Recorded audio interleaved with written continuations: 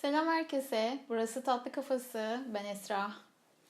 Temalı tatlılar ve pastalar yapmayı çok seviyorum. Ve bu pasta tariflerini sizlerle paylaşmak adına YouTube'da içerikler üretmeye karar verdim. Bugünün teması çizgi romanlar. Çizgi roman ses efektlerini konu alan kurabiyeler yapacağız birlikte. Umarım siz de benim kadar keyif alırsınız. O zaman hadi başlayalım. Evet, ilk önce kurabiye hamurumuzu yapmaya başlıyoruz. Bunun için margarinin yumuşak olması gerekiyor. Şekerle birleştirdikten sonra iyice krema kıvamı alana kadar spatula ile karıştırıyorum. İsterseniz mikserde de daha çukur bir kapta karıştırabilirsiniz.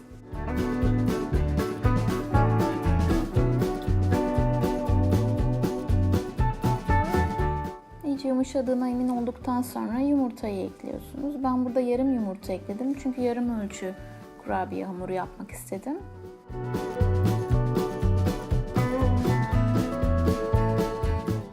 İyice karıştırdıktan sonra unu ekleyebilirsiniz. Ben unun içine vanilya değil de limon kabuğu rendesi ekledim.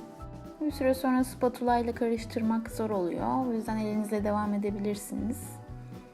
Hamuru mutlaka buzdolabında 1 saat kadar dinlendirmeyi unutmayın. Daha sonra unladığınız tezgahın üzerinde bir miktar açın. Yaklaşık 3 milim kalınlığında.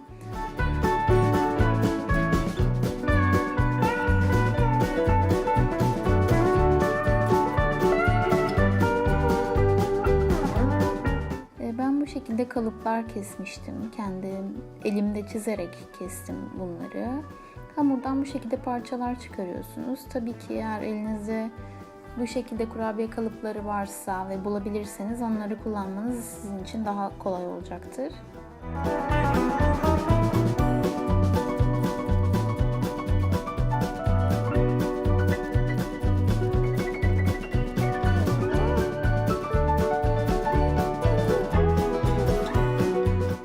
Burada sıkma torbası uçlarından yardım alarak kalıpları çıkardım.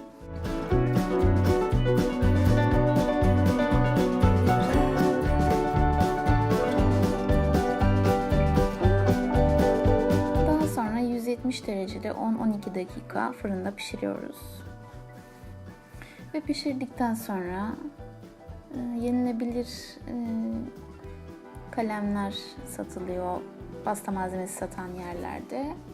Bu kalemlerden almıştım ben. İlk önce yazmak istediğim şeyi kurabiyenin üzerine çiziyorum ki kremayı sıkarken yerimi belirlemiş olayım.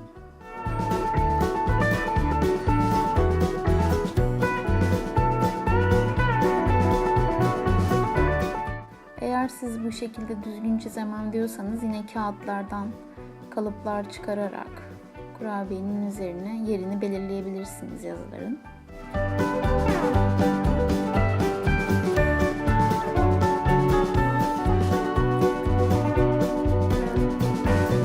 Ben örnek olsun diye bu kez 3 tane sadece boyuyorum.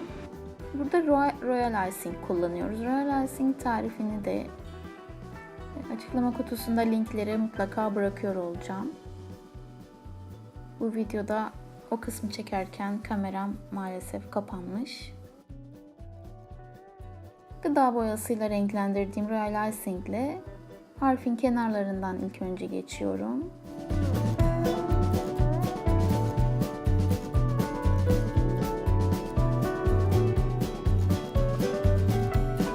Burada büyük bir sabır gerekiyor ve biraz da hızlı olmanız gerekiyor çünkü çok çabuk kuruyabiliyor.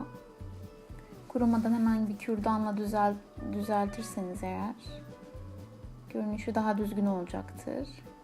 Ama burada mükemmel bir iş oluşturmaya çalışmıyoruz. Zaten amacımız sadece keyif almak.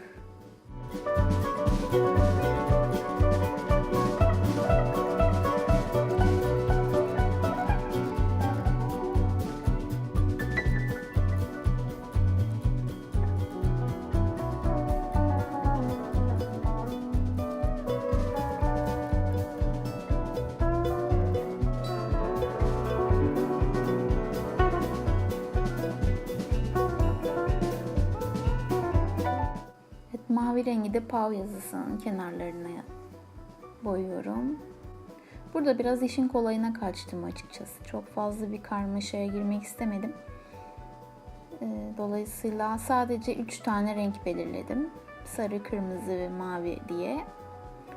Birbirlerinin dışını, içini farklı renklerde doldurarak kurabiyeli süslememi tamamladım. Siz isterseniz daha farklı renkler de oluşturabilirsiniz. Birebir gerçek çizgi roman efekti vermek istiyorsanız daha fazla detay katabilirsiniz elbette.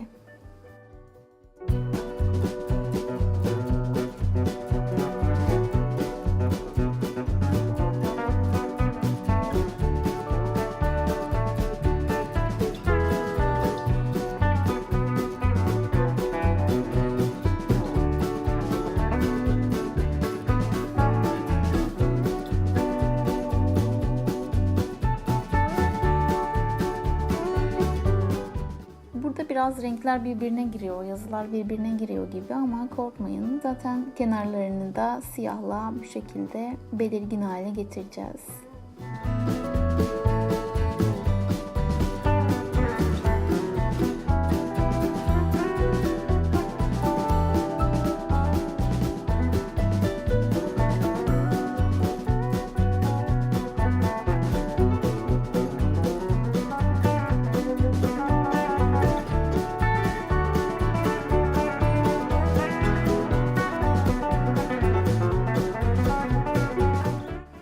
Siyah gıda boyasını direkt hiç sulandırmadan fırçaya alarak kenarlarını belirginleştiriyorum.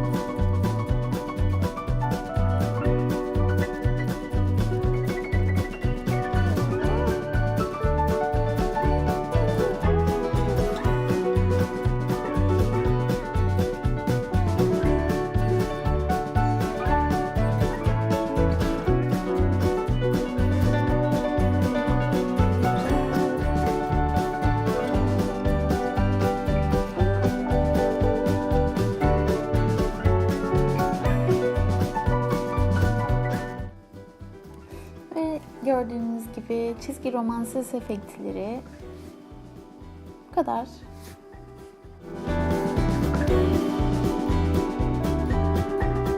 Evet, videonun sonuna geldik. İzlediğiniz için teşekkür ederim. Eğer bu tarifi denerseniz lütfen benimle paylaşmayı unutmayın. Bir sonraki temalı videomuzda görüşmek üzere. Hoşça kalın.